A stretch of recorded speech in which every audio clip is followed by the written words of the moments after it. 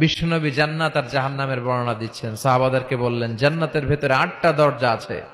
তোমাদের মধ্যে এমন এক সাহাবী আছে যে সাহাবীকে জান্নাতের 8টা দরজায় ডাকতে থাকবে যে আপনি আমার দরজা দিয়ে ঢুকেন।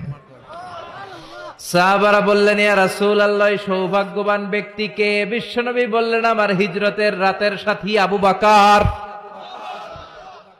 সাইয়েদনা আবু বকরকে জান্নাতের 8টা দরজায় বলবে আমারটা দিয়ে ঢুকেন, আমারটা দিয়ে ঢুকেন, আমারটা দিয়ে ঢুকেন।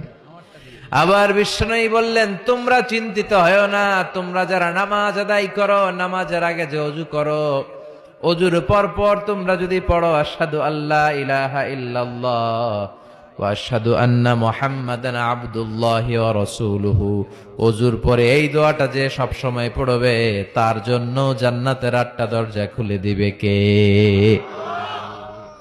আমাদের জন্য এই সুযোগ আছে, আপনাদেরকেও ডাকবে।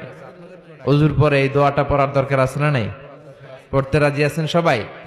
বিষ্ণুই বললেন ইন্না ফিল জান্নাতি সামানিয়াতু আবওয়াব, জান্নাতে 8টা দরজা আছে। মিনহা বাবুন ইসাম্মা আর রায়্যান, 8টা দরজার মধ্যে স্পেশাল একটা দরজা আছে, এটার নাম রায়্যান। লা ইয়াদখুলুহু ইল্লা সাইমুন, রোজাদাররা ছাড়া কেউ এই দরজা দিয়ে জান্নাতে ঢুকতে পারবে। মান দাখালাহু লাম ইয়াজমা আবাদা, একবার যে রায়্যান দরজা দিয়ে ঢোকার সুযোগ পাবে চিরকালের জন্য তার গলার তৃষ্ণা মিটিয়ে দিবে কে?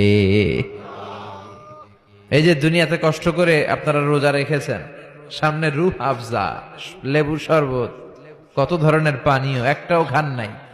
Just you are waiting for the green signal for আজান, আজানের জন্য বসেছিলেন, আজান দিবে তারপর খাবেন। এই যে বসেছিলেন, এজন্য আল্লাহ তাআলা রায়্যান দরজা দিয়ে রোজাদারদের ঢুকাবে, আর যারা ঢুকবে ঢুকার সাথে সাথে গলার তৃষ্ণা শেষ, আর কোনোদিন পানি খাওয়ার তৃষ্ণা গলার মধ্যে জাগবে না। ওই জান্নাতের দরজা দিয়ে আমরা ঢুকবো ইনশাআল্লাহ। পড়েন জান্নাতের দরজাগুলো কত বড় হবে শুনতে মনে চায়?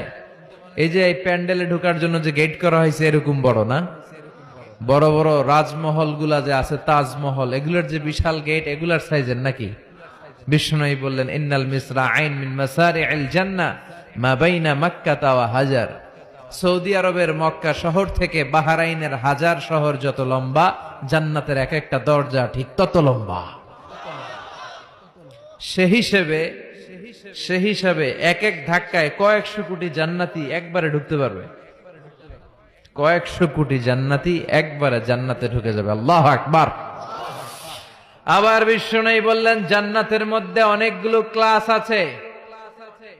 যেমনি বাসের টিকিট কাটলে বাসের টিকিটে ফার্স্ট ক্লাস আছে না নাই, সেকেন্ড ক্লাস আছে না নাই, থার্ড ক্লাস আছে না নাই, বিমানের টিকিটে থাকে promo class, business class, economy class, জান্নাতেও ক্লাস আছে।